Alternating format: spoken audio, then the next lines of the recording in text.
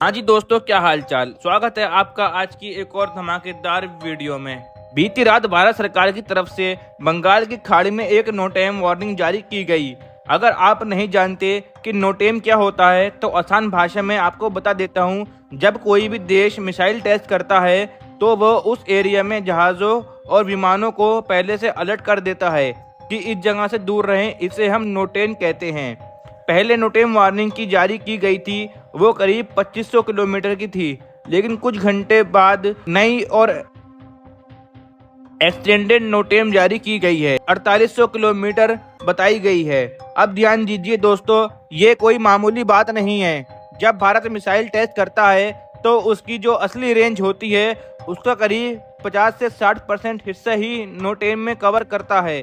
यानी अगर कोई मिसाइल 5000 किलोमीटर की है तो नोटेम लगभग 2500 से 3000 किलोमीटर की होती है। अब जब नोटेम ही 4800 किलोमीटर की है तो मिसाइल की रेंज क्या होगी? जी हाँ, अब आप खुद सोचिए, कम से कम 8000 से 10000 किलोमीटर और शायद इससे भी ज़्यादा। और यहीं से खेल दिलचस्प हो जाता है दोस्तों। चाइना और पाकिस्तान को कवर करने के लिए तो हमें 5000 किलोमीटर की मिसाइल ही काफ़ी है, लेकिन हमारी अग्नि 5 मिसाइल पहले ही पूरे चीन को कवर करती है। लेकिन जब आप ऐसी मिसाइल को टेस्टिंग करते हैं जिसकी रेंज 10,000 किलोमीटर तक जाती है तो साफ है कि इसका टारगेट कोई और है। अब अमेरिका यूरोप की चिंता बढ़ गई है। ये सिर्फ मिसाइल का टेस्ट नहीं है, ये एक पावरफुल मैसेज है कि भारत अब किसी से कम नहीं है। अब सवाल ये उठता है कि यह मिसाइल कौन सी है। तो यहाँ दो नाम सामने आ रहे हैं। पहला नाम हमारे सामने आ रहा है सूर्य मिसाइल का और दूसरा नाम सामने आ रहा है अग्नि मिसाइल का। जी हाँ दोस्तों, सबसे पहले बात करते हैं सूर्य मिसाइल की। ये भारत की सबसे ताकतवर और इंटरकॉन्टिनेंटल बैलिस्टिक मिसाइल ICBM हो सकती है। इसकी रेंज होगी 10,000 किलोमीटर से भी ज़्यादा।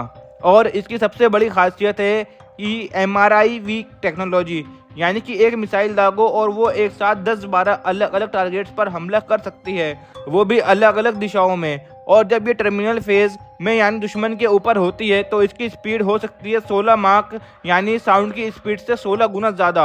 अब बात करते हैं अग्नि 6 मिसाइल की। यह अग्नि 5 से अगला वर्जन है। इसकी रेंज होगी करीब 8000 से 9000 किलोमीटर और स्पीड होगी इसकी 10 माक से ऊपर। भले ही इसकी रेंज सूर्य से थोड़ी कम हो, लेकिन फिर भी यह काफ़ी है कई देशों को टारगेट बनाने के लिए। अब एक बड़ा सवाल दोस्तों हमारे सामने आता है, क्या भारत को वाकई में ऐसी मिसाइलों की ज़रूरत है?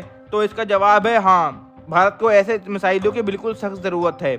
जब उत्तर कोरिया जैसे छोटे देश के पास भी ये क्षमता है कि वो अमेरिका को टारगेट कर सके, तो भारत जैसी उभरती महाशक्ति को पीछे क्यों रहना चाहिए? भारत को भी ऐसे ही मिसाइल बनानी चाहिए जो ज़्यादा दूरी तक अपना रास्ता तय कर सकें। भारत इस दिशा में पिछले कई दशकों से काम कर रहा है। यह कोई अचानक लिया गया फैसला नहीं है। यह भारत के भविष्य की सुरक्षा और ग्लोबल पावर बनने की दिशा में एक मजबूत कदम है। अब बात करते हैं टेस्ट की तारीख की।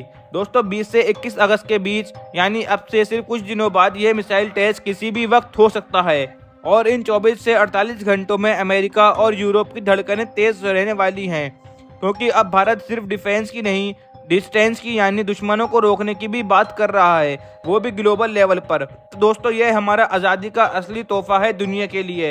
एक संदेश कि भारत अब किसी के पीछे नहीं है। हम सिर्फ रीजनल लीडर नहीं हैं, अब हम ग्लोबल प्लेयर बन चुके हैं। तो आज की इस वीडियो में इतना ही। और अगर आप चाहते हैं कि ऐसी ही बड़ी खबरें, टेक्नोलॉजी ब्रेकडाउन और डिफेंस अपडेट्स आपको समय पर मिलते रहें तो अभी चैनल को सब्सक्राइब कर लीजिए, क्योंकि जैसे ही इस मिसाइल टेस्ट पर कोई भी नई जानकारी आएगी या फिर डिफेंस सेक्टर से रिलेटेड कोई भी यहाँ पर नया अपडेट आएगा तो हम आपके लिए सबसे पहले वीडियो ला देंगे। अब मिलते हैं अगली वीडियो में। जय हिंद, जय भारत।